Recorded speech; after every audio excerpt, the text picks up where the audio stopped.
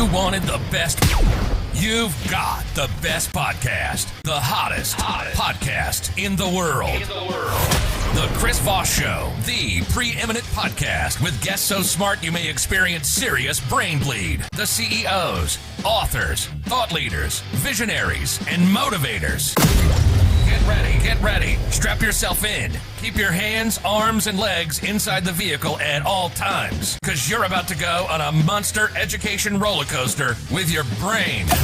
Now, here's your host, Chris Voss. Hi, folks. Chris Voss here from the ChrisVossShow.com, the ChrisVossShow.com. Hey, welcome to the big show. We certainly appreciate you guys tuning in. We're going to be talking about toxic superfoods today and how foods might be making you sick. We'll have an amazing author on the show talking about all the wonderful stuff you're going to need to eat better and be healthier. I mean, some of you might want to be into that. It sounds like a good thing to me. Anyway, guys, be sure to refer the show to your family, friends, and relatives. As always, the Chris Voss Show, that family that loves you but doesn't judge you, at least not as harshly as your mom does. Now go clean your room. Anyway, guys, thanks for tuning in. Go to youtube.com/Chris Voss. Hit the bell notification button over there. Go to goodreads.com/Chris Voss. See everything we're reading and reviewing over there. Go to all our groups: Facebook, LinkedIn, Twitter, Instagram, TikTok, all those crazy places those kids are playing on those interweb tubages in the sky. She is the author of the upcoming book. It's coming out December 27th, 2022. The book is called Toxic Superfoods: How Oxalate Overload is Making You Sick by Sally K. Norton. She has a title of MPH. We'll find out what that is here in a bit when she is on. But she's written this amazing book you want to take and pick up while you still can. Welcome to the show, Sally. How are you?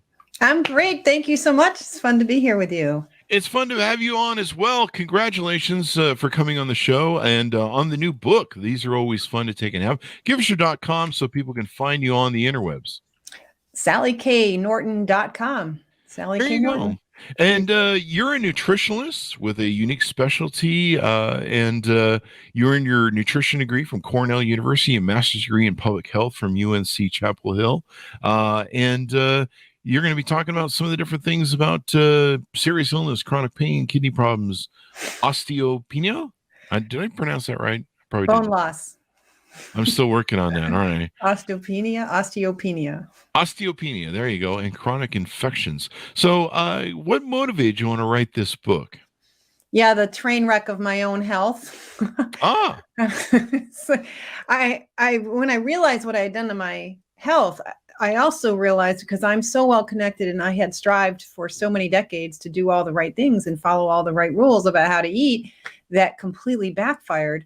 I realized there were other people out there who were probably doing the same thing and experiencing similar issues for the same reason. And I felt that I needed to send out a little smoke signal SOS to others who might be in that situation. And that became clear that it took so much research and so much, deep thinking about what's available evidence-wise that explains this, that it needed to be put together in a book, because it's so scattered in the medical literature and so lost on so many of us in the nutrition field and the public health field and medical, practice and the clinical practices of all stripes. We're all kind of missing the boat. And it's my profession. I felt a tremendous embarrassment for my profession that we've missed this one. We've done things as a profession that's encouraged this obesity crisis that we have, this diabetes crisis that we have. And so it just had to happen. I had to put it out there because I know other people need it.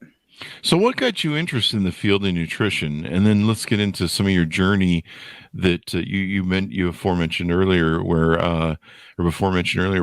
you some of the stuff that you were doing ended up not being the best for you. Yeah, I got pretty interested in nutrition early on. I was already listening closely to the kindergarten teacher who told us that we needed so many glasses of milk a day. And I came home and told my mom, and Mom, we need this much milk. And she's like, forget it. With 5 kids, we're not getting that much, And so I already in 2nd grade, I was featured in the newspaper for being learning healthy breakfasts.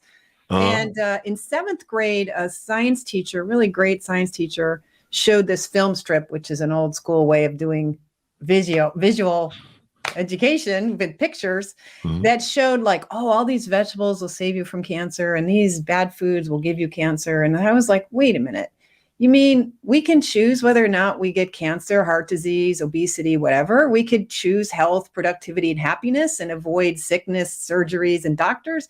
I'm like, that's something that I'd like to know. And I would like to help other people avoid that if they want. So I got interested in sort of the preventative side of nutrition, which would be sort of health promotion side of it. Really early at age 12 was when I decided this would be my career. And I haven't changed my mind since. And I'm almost 60 now. Oh, wow. Wow. Did I pronounce it right? Oxalate? Oxalate. Very good. Mm-hmm. So how oxalate overload is making you sick? I always thought that, eating vegetables and nuts and different things was healthy for me. What is this oxalate, and how can you end up in an overload situation? Yeah, oxalate starts off as an acid called oxalic acid. It's a reactive acid. You can use it effectively to take the rust out of your patio or the rust off of an engine because it grabs iron and calcium and magnesium. These are mineral ions that attach to it. So when it does that, it creates these salts called oxalates. So it's often pronounced oxalates, plural, because you have the acid, which has different charges. It can have one or two charges. So there's two kinds of the acid. There's the soluble form where those mineral complexes can dissolve easily in water. And then there's the insoluble form where the calcium oxalate together doesn't dissolve very well. And people have heard of calcium oxalate if they've had a kidney stone, because most kidney stones are made of calcium oxalate. But they start off as oxalic acid in your almonds, almond milk, peanut butter, potato chips, and some of these foods that we think of are health superfoods. Wow. I have a friend who, I think it's a genetic thing, but he has the worst kidney stones.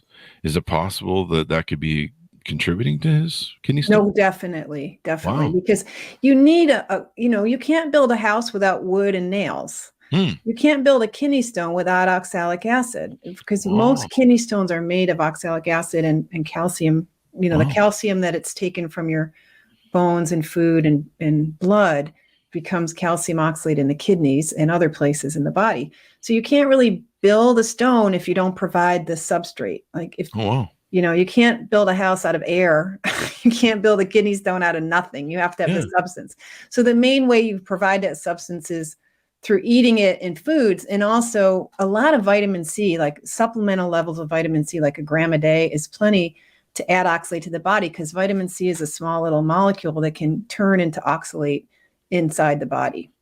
So too much vitamin C, too much of these foods high in oxalate are really account for probably 90% of the oxalate that gets into the kidneys and becomes kidney stones. So there's huge dietary component to kidney stones. The reason it's confusing is because even eating these, like spinach is the kind of poster child of a high oxalate food. Wow. Eating a lot of spinach can get some people into real trouble with their kidneys. And some of us, we don't get in trouble with our kidneys. So there's the genetic difference. Like I'm able to pee it out without it getting clogging up in my kidneys, because my kidneys are like 80% of most people's kidneys. It has the power to put out the citric acid and the magnesium, keep the pH right. It puts out these proteins that prevent, they stick to this calcium oxalate forming in the urine in the kidneys. And that prevents them from clumping but some people don't produce enough of those proteins. And so that it starts clumping up and sticking inside the kidney. And then, and it causes direct damage to the kidney tissues, and that damaged tissue tends to be where it gets stuck. And once something's stuck, it becomes harder and harder for the kidneys to deal with it. Now, some people's kidneys can eat those crystals that are forming and take them out of these passageways where the urine has to flow. The problem with a kidney stone, it'll block the passageways where the urine has to flow, and that blockage will create not only pain and toxicity, but probably an infection. And before we had antibiotics, kidney stones could be deadly because of that infection and no way to treat it. So kidney stones are really a serious business, but not all of us who are in fact poisoning ourselves with this basic cleaning acid. You don't always get kidney stones, and that's confused the literature and the research as well, because not everybody on a high oxalate diet will get a kidney stone. But eventually, get old enough, you do this long enough, you will have renal damage of some form or another, often bladder problems. Your bladder can Wow. be jumpy and irritable. It can wake you up at night. You start peeing a lot or leaking, or lots of different urinary irritations can occur. That's not just the kidney stone. Wow. Can you offset if your kidney's not putting out enough magnesium? Can you offset that with magnesium supplements, or they have an effect on It is that? very helpful to take minerals. Calcium and magnesium and potassium are all really good. Mhm. And what's really nice is the citric acid that often in the supplement, it comes as calcium citrate or magnesium citrate or potassium citrate. That citric acid really helps the kidneys a lot because that will kind of stick to those crystals and help soften them up and changes them from what might be the hardness of quartz to something that's more like chalk. Mhm. Because the crystals themselves can be harder than your teeth. And plants even build crystals. So you're not just eating the acid, you're actually eating these little microscopic, invisible crystals that are more, it's like sandpaper, only toothpick shaped sandpaper. And it can even erode the teeth. Wow.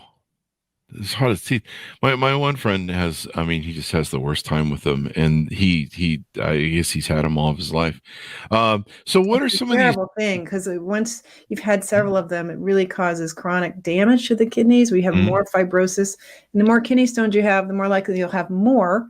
And Mhm. when you go in there and you blow it up with this laser beam called lithotripsy, you Mhm. just kind of explode a little glass bomb and create more damage in the kidneys. So that Oh, wow. tends to promote additional, like everywhere you've got damage to the kidney is a place where oxalate can stick. So they, Oh, wow. in the literature, they're quite aware that some of the ways we try to treat kidney stones really don't work very well because it sets you up for the next batch, especially if you don't know about the oxalate in your diet. And unfortunately, the doctors are being a little casual about how much oxalate you're eating, which is really too bad.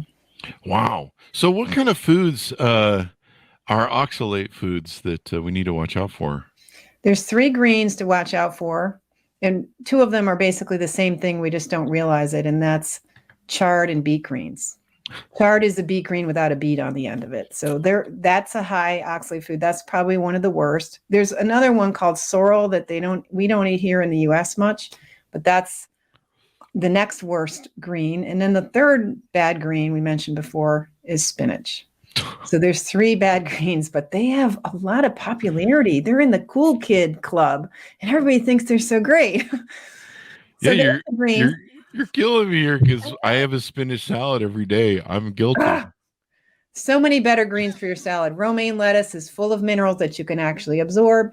The Really? minerals in spinach are useless. There's so much oxalate in spinach that it has 0 to negative amounts of calcium in it. Really? Yeah, the high oxalate diet is quite mineral, creates a lot of mineral deficiencies in the body, but if it's already in the food itself at the level that spinach has it, means that it's 0 calcium food, even though you can measure calcium because these crystals in the spinach are calcium oxalate. Oh, So wow. in the measurement in the lab, there's technically calcium in spinach, but nutritionally, that's just a toxic form of calcium. It's not calcium's fault that it's toxic. It's that Wow. oxalate is there. And we knew this in the 1930s. By 1935, it was well established that spinach would deplete babies of calcium and cause calcium deficiency disease. And it got reconfirmed in the 50s, 60s, 80s, over and over again. Oh no! I mean, can I have a little bit, or is there like a? Yeah, is you there can an have amount? about 5 leaves a 5 day. leaves. Mhm. Okay, that's. That leaves this big. I'm It's eating more really than that strong. now. Spinach is very strong, and it's not worth it.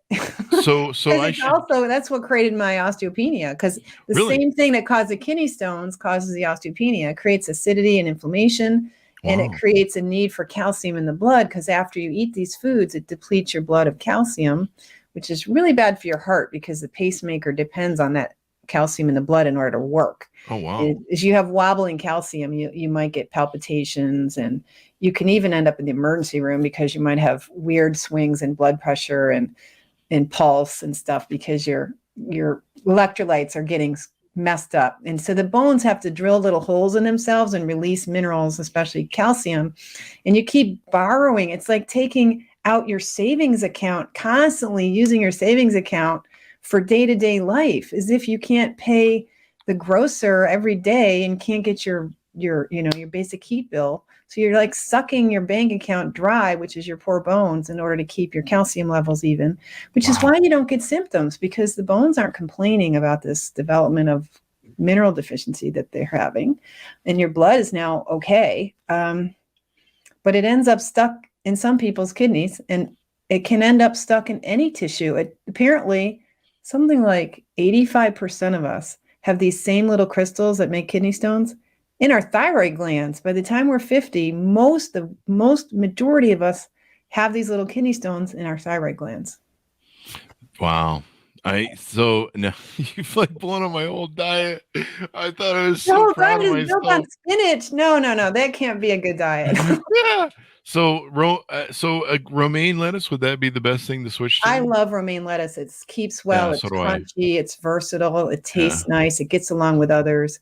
And, it holds up in the refrigerator really nicely. So most all the other lettuce greens are good. And many of the other greens are good. The kale and so on is not really high in oxalate. It's just chard, beet greens, and spinach. They're not even that delicious. We're just so programmed to believe in them. And you said green beans?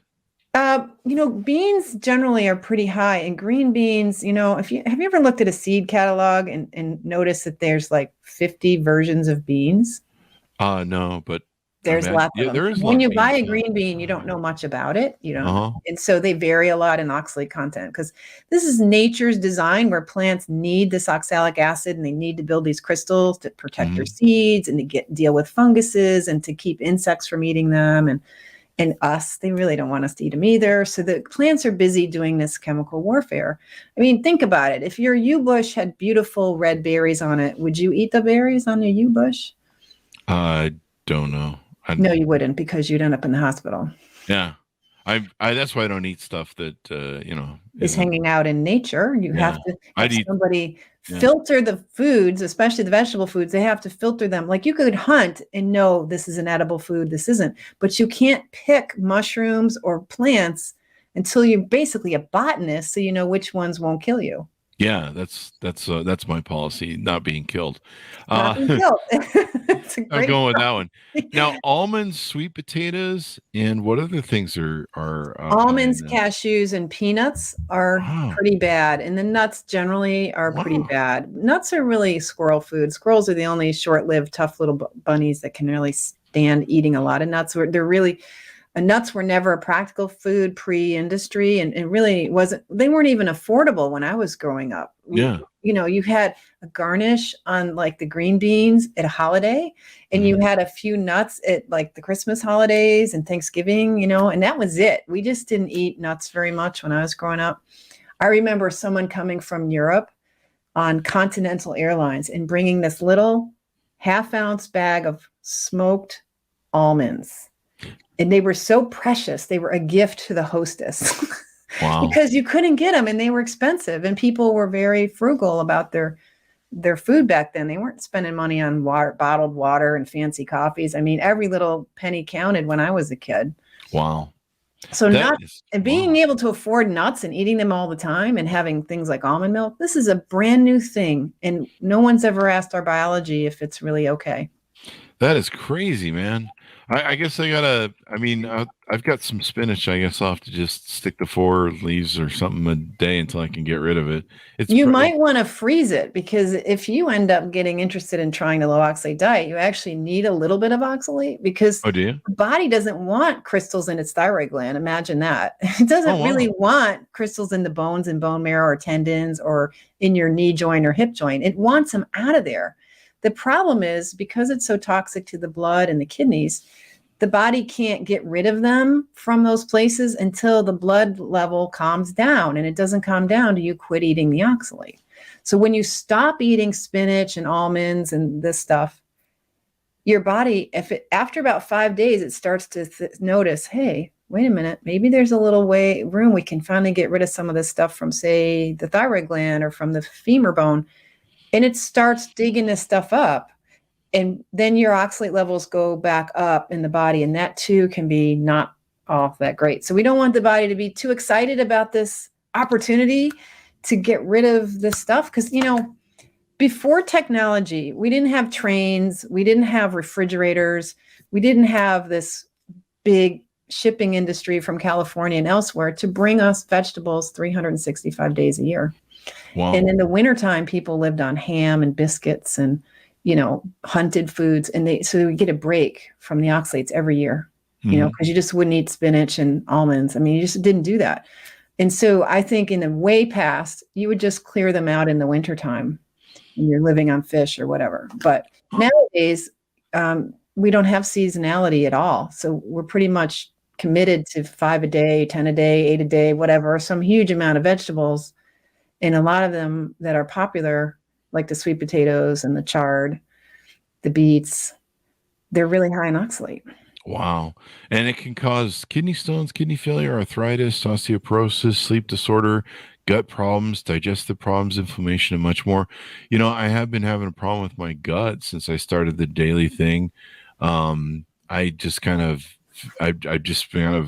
tried to eat more different things. Like, I eat, what is it? Raw sauerkraut. I get that from the health food store. And some other things, and pineapple is another thing. I'm trying to make sure my gut, I've kind of zoned in at 54 at gut health. And so I try to eat a lot of foods that are supposed to be good for my gut health, but I've been eating spinach every day. I have a spinach salad every day and make it up. And is it peanuts in general or nuts in general, or is it just the almonds mostly? It's all the nuts. It's a strategy. Really? It's a strategy by trees. Trees use a lot of oxalic acid to protect themselves and their progeny. To a tree, a nut is very precious, right? Yeah. A nut to a tree is a baby, and it's protected it. It's also put the oxalate crystals in the nuts because then it's a way of storing calcium. So now you've got calcium available to the nut. When it germinates later to try to become a tree, it needs the calcium in order to run its enzymes. So the calcium oxalate is a really easy, convenient way for plants to provide their future babies with the calcium they're going to need to grow up and be a big tree. There you go. There you go. Crazy. So, we're not squirrels. We really aren't. We can't live on squirrel food. We're not built for it. So your journey, you were having a hard time with the. I imagine, were you on a full vegan diet or were you partial? I was for a long time. I started vegetarianism quite young. I read Frances Moore Lepay's book, Diet for a Small Planet. And I got very involved with the vegetarian stuff and subscribed to Vegetarian Journal. And then John Robbins' book came out, Diet for a Small America or something, New America. And he convinced me that yogurt was terrible and eggs were terrible. And so I went full vegan. And I did the vegetarian thing for just over 8 years and then 8 more years of veganism. So I had 16 years of doing vegetarianism. And I didn't notice at the time when I went vegan that that's when my knees started not working and I couldn't go up and down the stairs. Oh, wow. Really. And then all kinds of stuff happened. And then when I quit the veganism, it was because now at this point, my gut was so unhappy. I was developing sensitivities to wheat and gluten and the beans.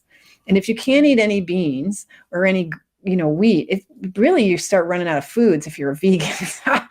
So I had to stop that. And I was sort of carb addicted because I was eating so much whole wheat bread and beans and stuff that I started using sweet potatoes as my carb. So I would cook them for breakfast or take them for lunch or have them with dinner or sometimes have them 2 or 3 times a day.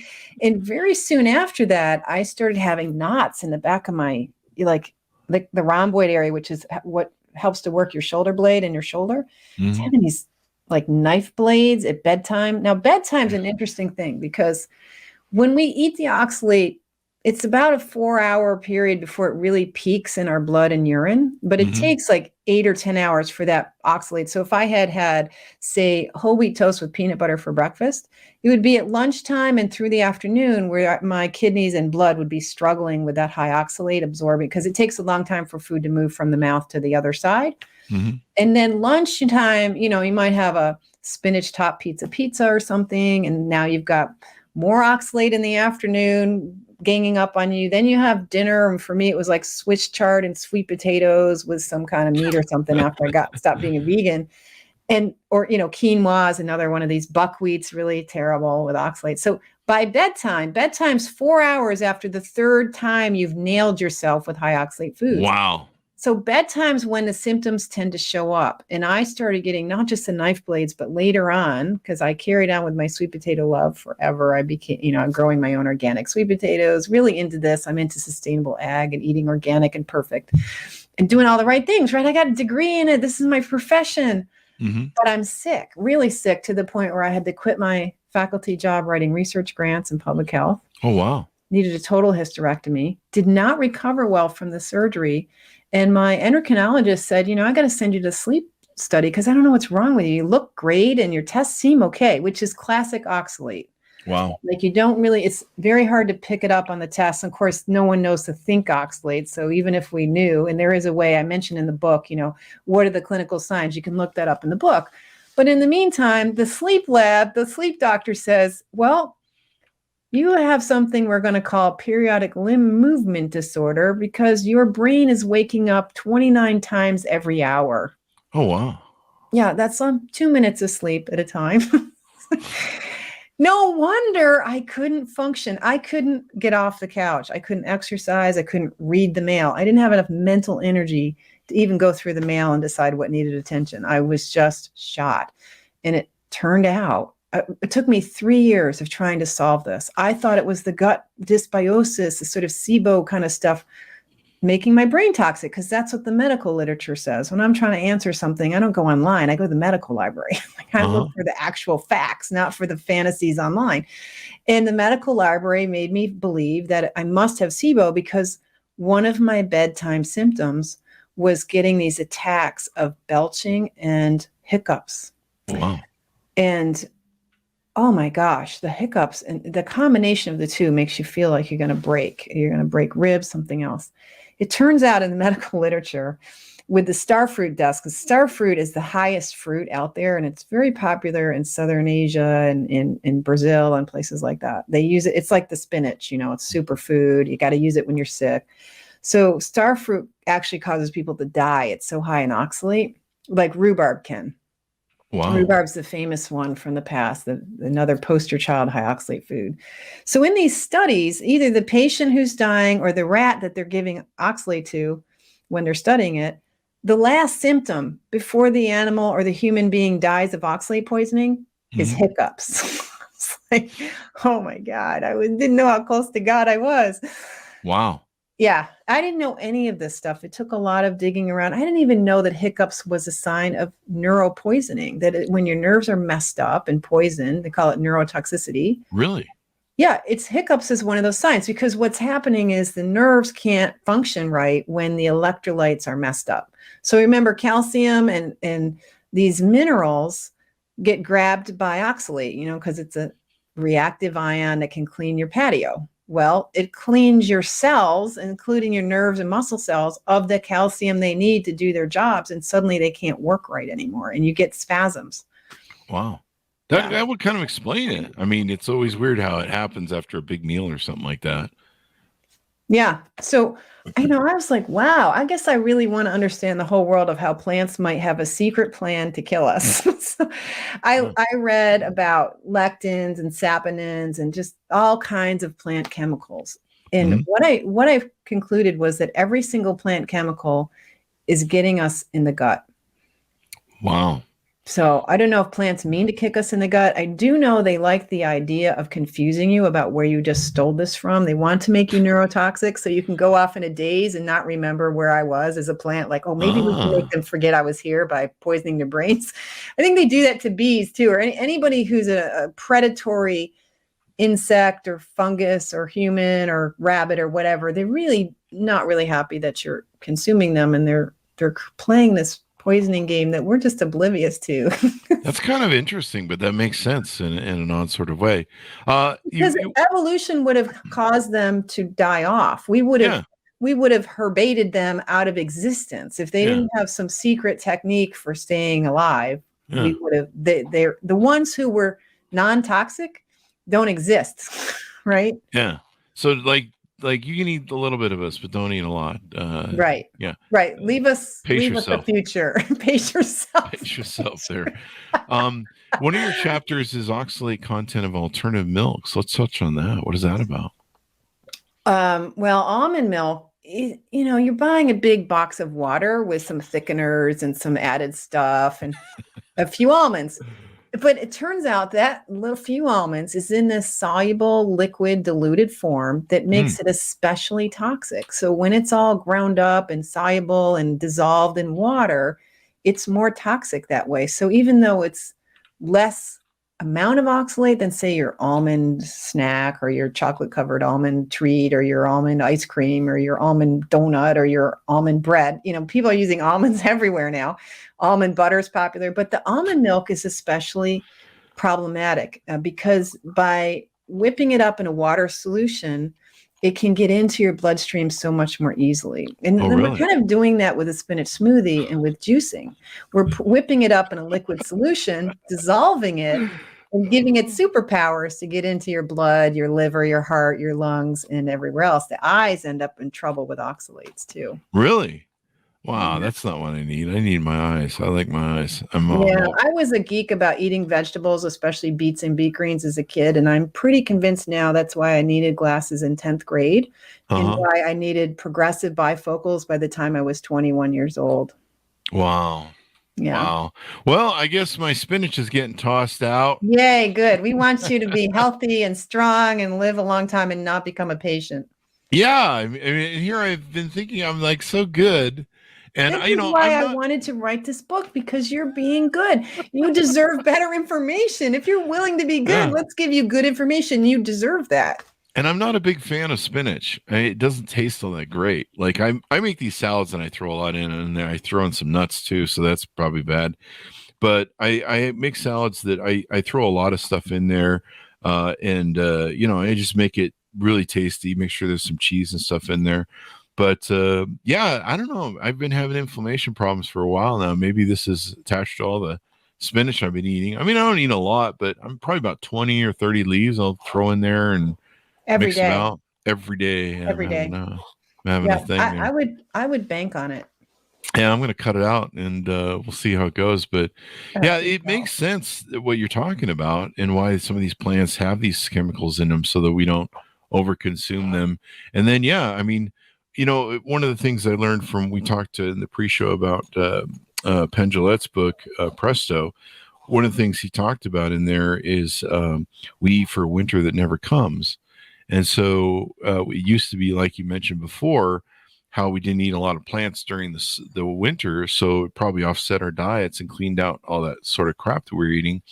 But, now we have foods year round. And so it used to be we would eat a lot of food. The concept of eating for winter that never comes is we would usually fatten up a little bit during the non-winter months, and that way we'd have food.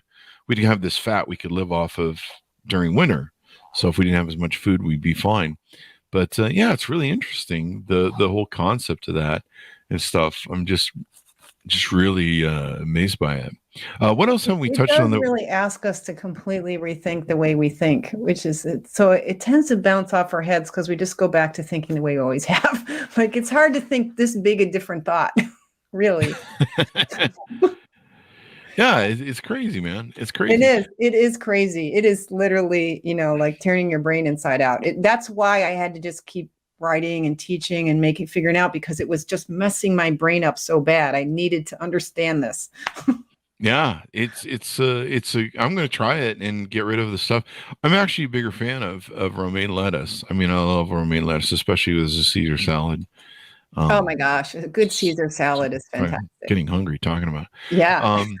Yeah. So I'm going to try that. What about, if black beans are a big staple of vegans, are black beans bad? Yes, they are, unfortunately. But black-eyed peas are okay. Oh, so really? The peas are much lower. So chickpeas, black-eyed peas, and green peas are way lower than black beans and pinto beans and these kinds of things. So if you're willing to cook at home, it's pretty easy to substitute black-eyed peas and chickpeas. But you have to know how to cook a little bit, because most restaurants aren't using black-eyed peas. If you're running out for a burrito, they're using black beans, and they're sometimes putting sweet potatoes in there in that burrito, and it can get up to really, 100, 200 milligrams of oxalate. But if you use, black-eyed peas and eggs, and then the same old little bit of onion and cilantro is really low oxalate. That stuff is all fine. Mhm. So you could really cut it down to 1/10 of the amount of oxalate in a burrito. Another thing you could do is use the white burrito skin, not the whole wheat. The bran is high in oxalate. Oh. So like a whole wheat one might have 2.5 times as much oxalate as a white one. And they're I can never pronounce this right. Legumes. Legume, yeah. Legumes, is that the correct Legume, pronunciation? I think either one is correct, but Yeah. we could look it up online. I'm just cheating here looking at some stuff. Now a lot of people try and eat these legumes they'll use lentils. Is that bad for us, the lentils? Lentils are not high in oxalate, but they're really high in something called lectins. Oh yeah.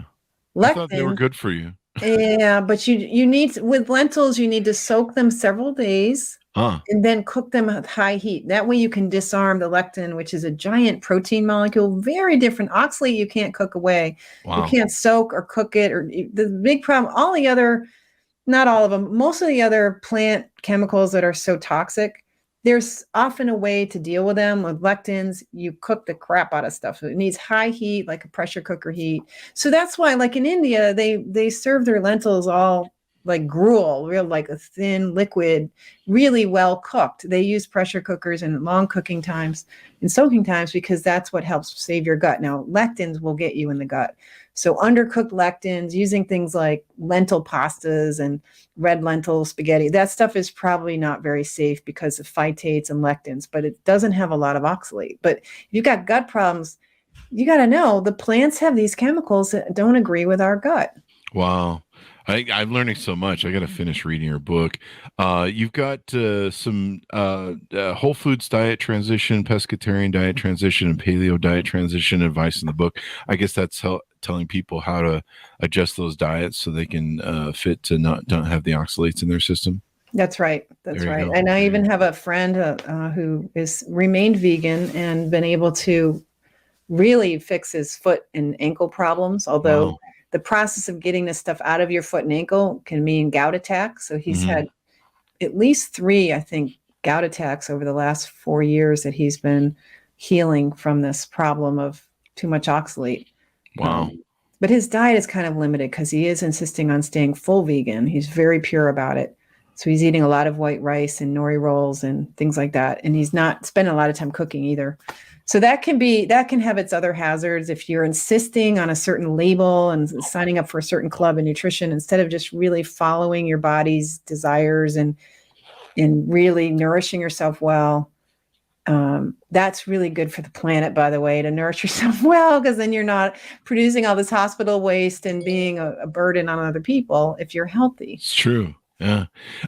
So this is pretty insightful, man.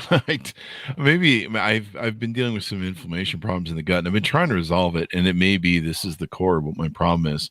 So very good chance of that. Yeah. How long does it take to wash it out? If you quit eating spinach and all this stuff, does it take a couple days or longer or? Well, you're basically asking your bone marrow, your bones, your all your joints and your thyroid gland to completely overhaul themselves and fix themselves in a few days. Oh. That's not how biology works. And if your body were to kick it all out of those tissues in a few days, you would literally die of oxalate poisoning. So thank God the body's a little smarter than you are because it'll take its time. And I think I was dumping some oxalates. We call it dumping when you've got visible signs of some symptoms of it being stirred up and pushed out. And I feel like I'm still doing that. And I'm just about, in a week or so, it'll be finish my 9th year on the diet. Wow.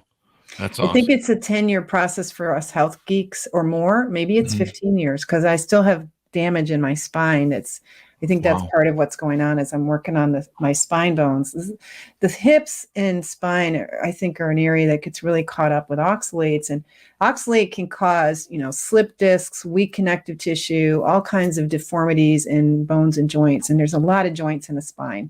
And a lot of activity, the oxalates kind of get caught up where there's a lot of activity and tissue turnover. And wherever you got stress, inflammation, infection, those are the areas where it tends to get stuck. get stuck in the jaw and teeth. You can get teeth pain as the body's getting rid of the oxalates in your jaw and in your teeth. Wow. So I tell people, if you change your diet and you start getting tooth pain, do not pull your teeth unless you're 1,000% sure that there's an infection there, because there's these symptoms like the gout that my vegan friend had and the tooth pain that a lot of us get. That's just the process of the body turning on inflammation to try to root out these toxic crystals from your tissues, which is unpleasant. Wow. Well, this makes sense. So, and got anything more you want to tease out of the book before we go? Oh, every page, almost every chapter has stuff I didn't know before. Mhm. It's so revelatory, and it's a cool tour down into the basement of the library. But I try to not make it sound too library geekish, and so that you can follow along. There's lots of little stories in there of clients I've worked with, and their stories are amazing. So hopefully you'll find it to be a fun read and life-changing, and you'll live in a hearty, healthy old state without osteoporosis and kidney stones. That's my goal, to live in a healthy state. Well, and I've been eating spinach all this time like an idiot. Poor baby. Many though. It's not your fault. You're being misinformed. I only started in the last 6 months or so, 9 months, 6 months. So before that, I was just pretty much eating McDonald's. No, I'm just kidding. I wasn't doing that, but yeah. So hopefully, McDonald's is less dangerous than a spinach smoothie. Really? Totally. All right, I'm going back to eating McDonald's then. No, I'm not. Anyway, Sally, thank you very much for coming on the show. We really appreciate it. Incredibly insightful. I'm going to be sending this to my friends and telling them they need to check out your book. Awesome. It's so fun to connect with you. I'm looking forward to the next story of you off spinach. There you go. I'll let you know how it went. I just bought a big old bushel yesterday. So no. Well, if you need to inherit early, send it to your uncle and let him eat it. There you go. One of the uncles I hate. So thanks, Sally, for coming on the show. We really appreciate it. It's great to be with you. Thank you. Thank you. And give us your .com as we part out so that people can find you on the interwebs. SallyKNorton.com. Come visit me there. Thank you. There you go. And guys, order up her book. It comes out December 27th, 2022. It makes the perfect Christmas gift. So there you go. For the holidays, you can give people the gift of health and give away them a great book. And then, the great thing is you can order at the last minute too. And then you got that in the bag. But you actually don't want to wait for books, because sometimes they run into printing problems lately with, I know the last couple of years with COVID, it was taking us a while to get books, but order it up so you can be the first one on your block to say you read it. That's always the best bet. Toxic Superfoods, how oxalate overload is making you sick and how to get better. Don't knock it till you try it. Order it up today wherever fine books are sold, folks. Also go to goodreads.com/Chris Voss, youtube.com/Chris Voss, and all those places you can find on the interwebs. Thanks for tuning in. Be good to each other. Stay safe, and we'll see you guys next time.